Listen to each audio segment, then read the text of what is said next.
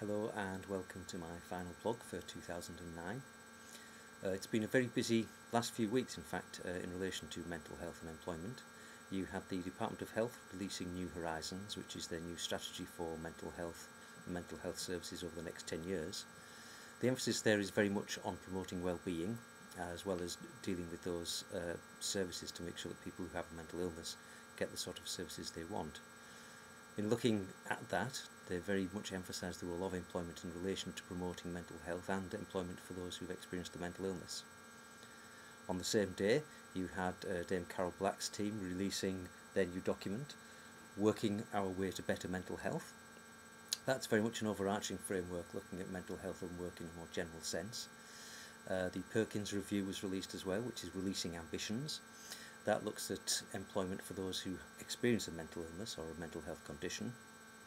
And then finally, there was the release of Work Recovery and Inclusion, which looks particularly at those who've experienced a severe mental illness and chronic mental health problems.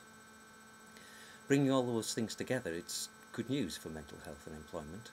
There's clearly a lot of interest in this at work, and lots of information, advice, reviews of research, which come out of those documents, which can help us to think about the services that we provide for those with a mental illness, but also to think about what we can do within the workplace.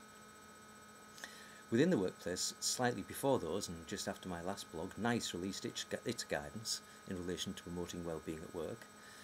One of the things that they found was actually there's very little evidence to support what does work and what doesn't, but one of the common factors coming through was the role of managers. Managers was where I ended last time, and I think it's very important that we do think about the role of the line manager in terms of helping people who work with them in their teams to deliver good service and be productive and healthy at work, but also there's the role of the line manager if someone does develop problems and perhaps needs some time off sick, or in recruiting people to make sure that they aren't discriminating against those who have experienced a mental illness. There are lots of things which line managers can do. All organisations, big organisations, have policies and procedures, and a lot of those are there to try and help managers in this aspect of their work. But we also need to think about the fact that actually what they're there for is to help people to do a good job, and often doing a good job means seeing the person as another person going through a period of distress, or perhaps trying to cope with a range of issues outside of work, as well as the fact that the manager themselves needs to help this person to deliver a good job in light of what they need to do. You may be interested to know that Shift have recently updated their line managers resource, and this deals very well with a whole range of issues that face managers, giving some good advice and guidance on what can be done, and they're also going to be updating the films on their website as well in relation to mental health at work. So I think at the end of this year there's an awful lot coming out, an awful lot of impetus behind the role of mental health and employment, and how employment affects mental health, how mental health can affect employment, work, productivity. I think this bodes well for the new year, but what we need to do is make sure that people read these documents, which, to be perfectly honest, are quite large, but also then act on them.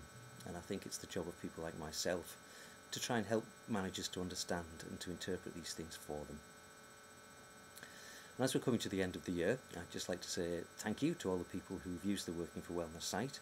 I hope you're finding it useful. Please do give us feedback. We want to know what you think. We want to know if there are things we could improve on, but also if there are issues which you think need to be touched on that we haven't done. So please do get in touch and let us know what you think. And finally, as you can see, there's a Christmas tree behind me. It's that time of year. So I hope that everyone has a peaceful time and a happy time at Christmas, although I fully know that Christmas can be a sad time as well as a happy one. But I hope that for all of you out there that listen to this blog and look at this, I hope you find it's a good time for you, and I'll speak to you again in the new year.